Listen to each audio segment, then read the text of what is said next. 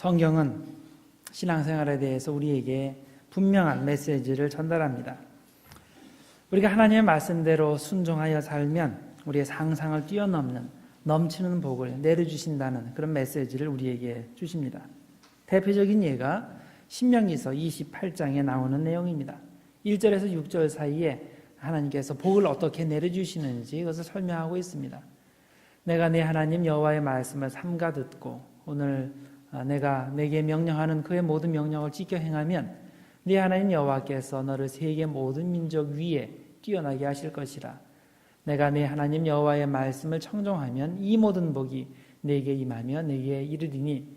그 다음에 이제 복의 내용이 쭉 나옵니다. 성읍에서도 복을 받고 들에서도 복을 받을 것이며 내 몸의 자녀와 내 토지의 소산과 내 짐승의 새끼와 소와 양의 새끼가 복을 받을 것이며 내 광주리와 떡반죽 그릇이 복을 받을 것이라. 그리고 네가 들어와도 복을 받고 나가도 복을 받을 것이다.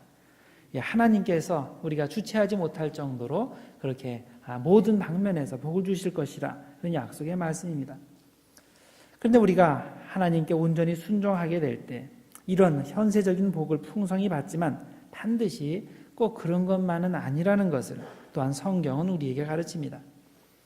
구약시대에 하나님께서 보내신 선지자들이 하나님께 온전히 순종하며 백성들에게 회개의 메시지를 전했을 때 그들은 말할 수 없는 고난을 당했습니다. 선지자들 중에 제명에 죽은 사람이 거의 없습니다. 심한 핍박을 받아서 거의 다 일찍 죽게 됩니다. 또 요셉 같은 사람은 하나님께 순종하기 때문에 감옥에 갇혔죠. 보디발의 집에서 총무로 일할 때 안주인이 그를 유혹하지만 하나님의 말씀에 순종하여 그것을 거부하다가 모함을 받아서 감옥에 갇히고 또 그것에서 한참 고생을 했습니다. 또 다니엘은 어땠습니까? 느부갓네살 왕이 세운 금진상에게 절하라는 명령을 거부하다가 풀무불에 던져지는 그런 재난을 받게 됩니다. 신약 시대에도 이런 경우가 허다합니다. 주님의 제자들은 하나님의 말씀에 순종하느라 수많은 핍박을 당했습니다. 로마 시대에 로마의 신들과 또 황제에게 경배하라는 그런 명령을 받고도 이것이 하나님께서 금하시는 우상숭배의 죄를 범하는 것이라는 것을 알기 때문에 그것을 거부하다가 수많은 사람들이 불에 타 죽기도 하고 사자밥이 되기도 하였습니다. 그래서 디모데후서 3장 12절에 신자들에게 이렇게 경고하는 것입니다. 무릇 그리스도 예수 안에서 경건하게 살고자 하는 자는 박해를 받으리라. 우리는 누구나 박해받고 핍박받는 것을 두려워합니다. 이것이 주님을 위한 그런 영광이다, 핍박이다, 그렇게 생각을 할지라도 역시 핍박받는 것을 싫어하고 두려워합니다. 그러나 우리는 주님을 위해 핍박받는 것을 진짜 영광으로 여겨야 됩니다. 왜냐하면 이런 핍박에는 하나님께서 예비하신 하늘의 영광과 상급이 있기 때문입니다. 그래서 예수님께서는 마태복음 5장 10절에서 12절 사이에 이렇게 말씀을 하십니다. 의를 위하여 박해를 받는 자는 복이 있나니 천국이 그들의 것임이라. 나로 말미암아 너희를 욕하고 박해하고 거짓으로 너희를 거슬러 모든 악한 말을 할 때에는 너희에게 복이 있나니 기뻐하고 즐거워하라. 하늘에서 너희의 상이 큼이라. 오늘 우리가 사도행전의 말씀을 읽었는데 이 말씀은 주님을 위해 핍박받고 박해받는 사도들의 이야기입니다. 사도행전은 쭉 읽어보면 하나님께서 역사하시는 그 놀라운 기적의 이야기들도 많이 있지만 사탄이 주는 많은 시험과 핍박의 이야기도 있습니다. 사실 이 두 가지가 계속 섞여서 이 사도행전을 진행시키고 있습니다. 예를 들어서 사도행전 1장, 2장, 3장은 교회의 탄생 이야기를 다루고 있습니다. 오순절 때 성령님께서 내려오셔서 제자들이 성령 충만을 받고 탐대히 복음을 전하기 시작했습니다. 성령의 역사가 얼마나 강했든지 이들이 나가서 복음을 전할 때 하루에 3,000명, 5,000명씩 회개하는 그런 일들이 벌어졌습니다. 이제 많은 사람들이 모여서 함께 말씀을 듣고 또 은혜를 나누는 일들이 많이 생겼습니다. 그리고 이들 가운데 성령이 강하게 역사하셔서 이들의 삶이 온전히 변화되었는데 단적으로 그것이 나타나는 것이 기독교인들 간의 물질을 서로 나누는 것이었습니다.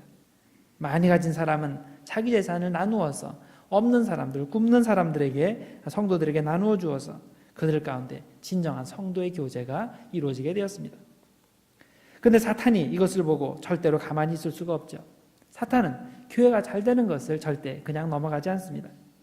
그래서 주님의 교회를 공격을 합니다. 성령 충만한 성도들을 시험하고 핍박하고 그들에게 고난을 줌으로써 그들을 하나님에게서 멀어지게 하는 그런 작전을 핍니다. 그것이 사도행전 4장부터 시작되는 그 핍박의 이야기들입니다. 유대인들이 베드로와 요한을 잡고서 협박을 했습니다. 이제는 도무지 예수의 이름으로 가르치지도 말고 예수의 이름을 입 밖에도 내지 말라, 이렇게 협박을 했습니다.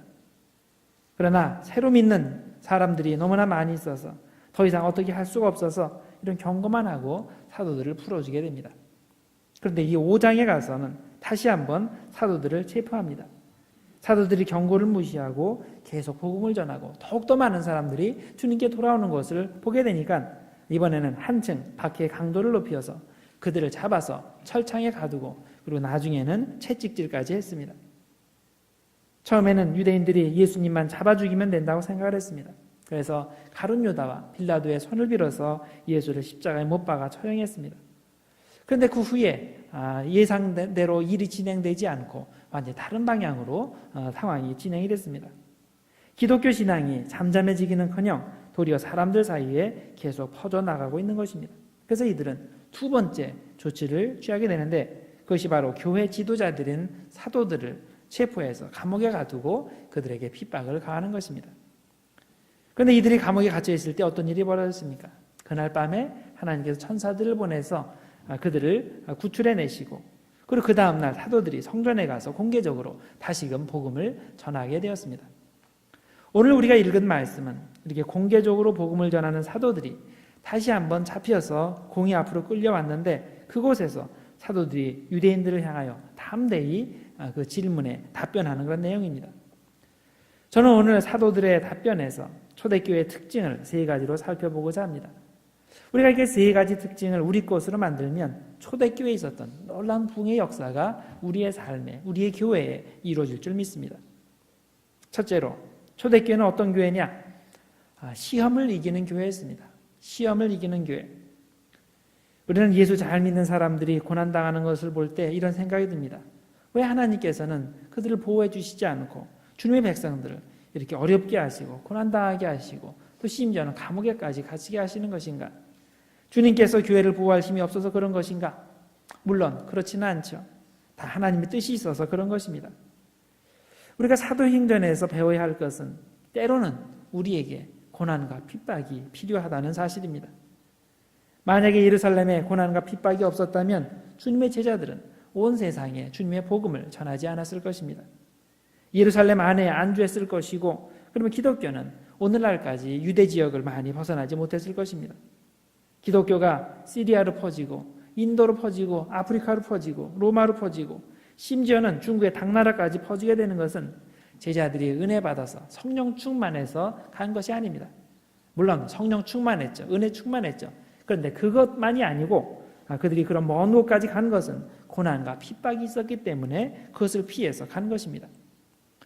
그래서 우리 믿는 사람들에게 환난과 핍박이 올 때 우리는 그것도 그 환난과 핍박도 하나님의 크신 경륜 안에 있는 것으로 이해하고 끝까지 인내하며 하나님을 의지해야 하는 것입니다. 여러분, 우리 기독교는 생명의 종교입니다. 상황이 좋다고 잘 믿고 상황이 나쁘다고 못 믿고 하는 것이 아닙니다. 우리에게 예수의 영, 부활의 영이 계시고 역사하시면 상황과 상관없이 잘 믿게 되는 것입니다. 평안해도 잘 믿고 핍박이 와도 잘 믿는 것입니다. 잘 살아도 믿고 못 살아도 믿는 것입니다. 그런데 믿음이 없는 사람들은 어떻습니까? 상황에 좌우됩니다. 상황이 좋으면 좋아서 신앙생활 제대로 못하고 상황이 나쁘면 나쁘다고 못합니다. 기도 안 하는 사람은 시간이 있고 없고에 상관없이 기도 안 합니다.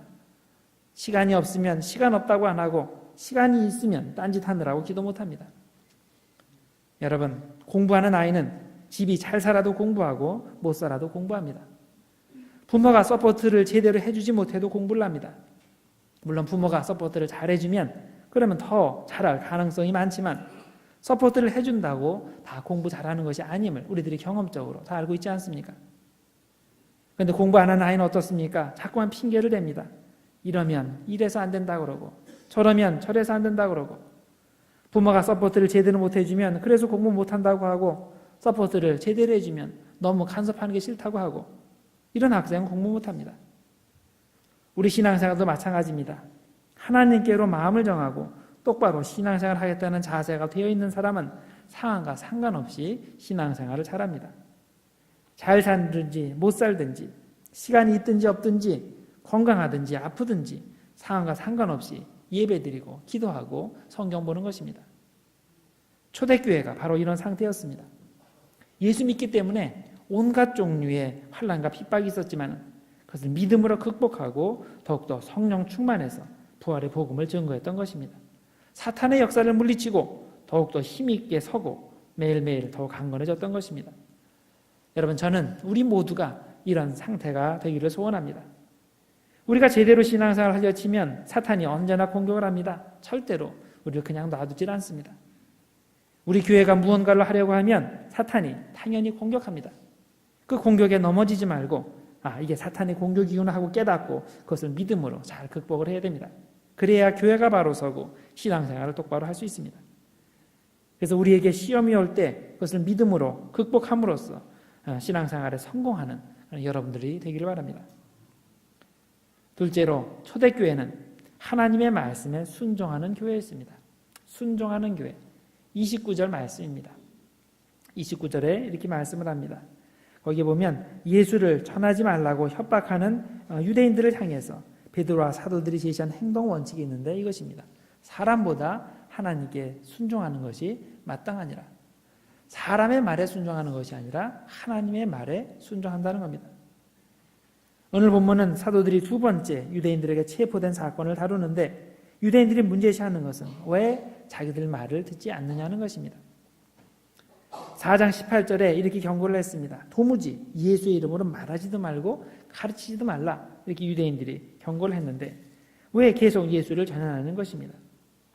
사도들이 이렇게 하는 것은 예수가 십자가에 달린 책임을 자기들에게 전가시키기 위한 아주 불순한 동기가 있다는 것입니다.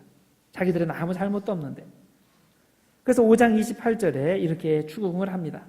우리가 이 이름으로 이 사람을 가르치지 말라고 언급했을 때 여기 보면 이 이름으로 이 사람을 라고 얘기되어 있습니다. 이 사람을. 그러니까 예수라는 이름을 알아요. 근데 그냥 이 사람을 this guy라고 그렇게 치부하는 거죠. 우리가 이 사람을 가르치지 말라고 언급하였을 때 너희가 너희 가르침을 예루살렘에 가득하게 하니 이 사람의 피를, 역시 예수의 피를라고 안 하고 이 사람의 피를 우리에게로 돌리고자 함이로다 그랬습니다. 이때 사도들이 대답한 것이 29절 말씀입니다. 사람보다 하나님께 순종하는 것이 당연하다, 마땅하다. 사도들은 자신들의 삶이 하나님의 뜻을 따르는 삶인 것을 공회 앞에서 확실하게 선언하는 것입니다. 하나님의 뜻에 순종함으로 그들 앞에 더 큰 고난이 생길지라도 사도들은 하나님께서 원하시는 삶을 살 것을 천명하는 것입니다. 여러분, 세상의 뜻을 따르고 세상의 원리를 따라 사는 길은 쉬운 길이고 평탄한 길입니다. 넓은 길입니다. 그러나 그 길은 결국 멸망입니다. 그러나 하나님의 뜻에 순종하는 길은 비록 좁고 험난한 길일지라도 결국은 생명이 됩니다. 노아를 생각해 보시기 바랍니다. 노아는 세상 사람들의 비난을 감수하고 산 위에 방주를 지으라는 하나님의 말씀에 순종하였습니다. 당시에는 힘들고 이것이 험난한 길이었지만은 이 순종의 길은 결국 그의 온 가족과 온 인류를 구원하는 생명의 길이었던 것입니다. 아브라함은 어떻습니까? 편안한 그런 고향을 떠나서 하나님께 지시하시는 가나안의 험난한 길을 선택했습니다. 그 결과 그런 믿음의 조상이 되는 그런 복을 받았습니다. 그리고 그의 후손도 대대로 축복을 받게 됩니다. 여러분들, 그래서 힘들어도 순종하시기 바랍니다. 고난이 와도 흔들리지 말고 똑같이 순종하시기 바랍니다. 순종하면 결국 생명의 역사가 일어나게 됩니다. 세 번째로, 초대교회는 전도하는 교회였습니다. 32절 말씀입니다. 우리는 이 일의 증인이요, 그리스어로 마르투스라고 얘기합니다. 이 일의 증인이요, 이것이 곧 십자가와 부활의 증인이라는 뜻입니다. 하나님이 자기에게 순종하는 사람들에게 주신 성령도 그러하니라 하더라.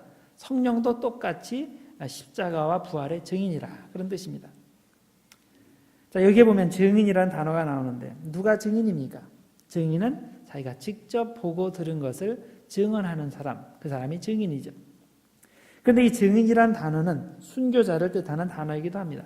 순교자, 영어로 martyr라는 단어가 이 증인이라는 이 martus라는 단어에서 나왔습니다. 그래서 이 martus라는 단어는 두 가지로 번역이 됩니다. 하나는 증인으로 번역이 되고 또 하나는 순교자로 번역이 됩니다. 그래서 이것은 무엇을 말해줍니까? 증인이 되어 예수의 십자가 부활을 증언하면 죽는다는 말입니다.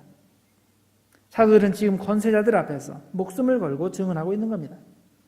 유대의 관원들은 예수의 십자가와 부활과 승천을 숨기고 없애려고 하고 그 기억을 백성들 머리에서 마음에서 지우려고 하고 있는데 하나님의 뜻은 예수 그리스도의 생명의 복음을 땅끝까지 전하는 것입니다. 증언하는 것입니다. 그리고 증언하게 될 때 목숨 걸고 증언하는 겁니다. 여러분, 목격자와 증인의 차이를 아십니까? 우리는 증인이 되어야지 목격자가 되어서는 안 됩니다. 한국에서 차를 타고 가다 보면 옛날에 그런 생각이 나요. 그 길가에 목격자를 찾습니다. 그런 현수막이 붙어있는 것을 종종 보게 되죠. 대개 뺑소니 교통사고를 당한 피해자의 가족이 어떻게 하면 작은 제보라도 얻을 수 있을까 하고서 그런 현수막을 내겁니다. 어떤 경우에는 제보자에게 보상하겠다고 보상금까지 쓰는 경우도 있고 또 어떤 경우에는 눈물겹게 호소하면서 제발 부탁합니다. 그런 글귀도 써놓은 것을 봅니다. 그런데 경찰들의 이야기를 들어보면 이렇게 해서는 좀처럼 제보가 잘 들어오지 않는다고 합니다. 분명히 목격자가 있을 텐데 제보를 하려 하지 않는다는 것입니다. 그렇게 하지 않는 이유가 여러 가지가 있겠죠. 괜히 남의 일에 끼어들고 싶지 않아서 그렇게 하기도 하고 나 말고 다른 목격자들이 알아서 하겠지 그런 생각이 있을 수도 있고 또 분쟁이 생길 때 아니면 입장 곤란한 일이 생길까 염려해서 또 경찰서에 제보를 하면 오라가라 귀찮은 일이 생기니까 여러 가지 이유로 제보를 하지 않는다는 겁니다. 여러분, 목격자와 증인은 다릅니다. 목격자는 사건을 본 사람이지만 증인은 그 본 것으로 그치지 않고 직접 가서 증언하는 사람입니다. 우리 신앙생활에도 두 종류의 사람들이 있습니다. 하나는 그냥 하나님의 은혜를 체험하고 보고 목격자로 지내는 사람, 또 하나는 하나님의 놀라운 역사를 체험한 것을 적극적으로 다른 사람들이 증언하는 사람, 이 두 종류의 사람들이 있습니다. 여러분은 어느 부류에 속합니까? 나는 어디에 부류에 속하는가 한번 생각해 보시기 바랍니다. 나는 목격자인가? 아니면 나는 증인인가? 하나님의 위대한 역사는 결코 목격자들을 통해서 이루어지지 않고 증인들을 통해서 이루어집니다. 보고 가만히 있는 사람은 아무 일도 못합니다. 오직 증인만이 하나님의 놀라운 사역의 일부로 사용되는 것입니다.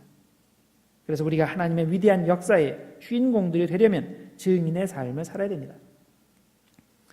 어느 한 자매가 있었습니다. 우울증을 앓고 있었는데 주님의 은혜로 말씀과 기도를 통해서 병이 나았습니다. 근데 하루는 기도 중에 야, 네 가진 것을 다른 사람과 나누라 그런 성령님의 감동이 있었습니다. 그래서 생각을 했습니다. 과연 내가 가진 게 무엇일까? 내가 뭘 나눌 수 있을까? 가만히 생각해 보니까 세 가지가 떠오르다는 거예요. 첫 번째는 예수를 아는 지식. 내가 예수를 믿었으니까 그 지식이 있고 또 하나는 내가 만두를 맛있게 빚는데 이 만두 빚는 그런 독특한 그 남다른 기술이 있었고 또 하나는 이렇게 뜨개질을 잘 뜨는데 그 뜨개질 솜씨가 생각이 나더랍니다. 그래서 이렇게 생각하고 있는데 하루는 아파트 공터를 지나는데 어르신들이 무료하게 거기서 시간을 보내고 있는 것이 눈에 보이더랍니다. 그때 하나님께서 마음에 주시는 음성이 있었습니다. 네 가진 것을 그들과 함께 나누어라. 그래서 이 자매는 정성껏 만두를 빚어서 어르신들을 찾아가서 대접을 했습니다. 이 어르신들은 이 만두를 먹으면서 야, 내가 일생 먹어본 중에서 가장 맛있는 만두다 이 칭찬을 하면서 기분 좋아했다는 겁니다. 그때 그 자매는 자기가 발견한 예수를 그들에게 전했습니다. 또 하루는 날씨가 추운데 젊은 엄마가 아이를 업고 하는데 그 추운 날에 그 아이 모자가 없는 것이 눈에 보이더라는 겁니다. 눈째 중으로 아이 치수를 가늠하고 기도하면서 이틀 동안 이 아이의 모자를 뜨개질로 떴다는 겁니다. 그러고 나서 어디 사는 줄 아니까 그 집을 찾아가서 그 뜨개질한 것을 전해주었습니다. 아이가 당연히 그 아이의 엄마가 이것을 받고 크게 감동을 했습니다. 그때 자매는 자기가 발견한 예수를 그 엄마에게도 전했습니다.